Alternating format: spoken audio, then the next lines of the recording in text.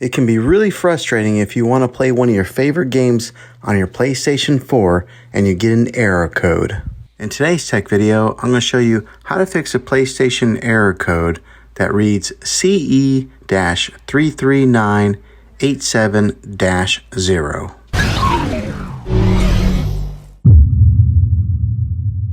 First, let's try one of the easiest and quickest methods to try and fix your PlayStation. Unplug the power source from the wall outlet and wait 60 seconds.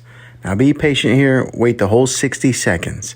This is very different from powering down your PlayStation, so make sure that you try this method. If it works, great. If not, then let's move on to the next method. Second, let's make sure that you're getting internet to your PlayStation. So let's do a quick reset of the Wi-Fi. Find your router that is giving you internet and unplug that for 60 seconds and then plug it back in. When it reconnects, check your PlayStation then. If it doesn't work, then let's go ahead and move on to the last method. Okay, this error code is caused by an internet connection test failure. So you may have a problem connecting to the PlayStation network as your network connection has timed out during the PSN sign-in process. So let's perform an internet connection test by going to Settings, then Network, then Test Internet Connection, and this will confirm that you can connect to your network. If you're still unable to connect, try resetting your local network connection by powering off your modem on your router and waiting about 5 minutes before turning it back on. If this hasn't helped,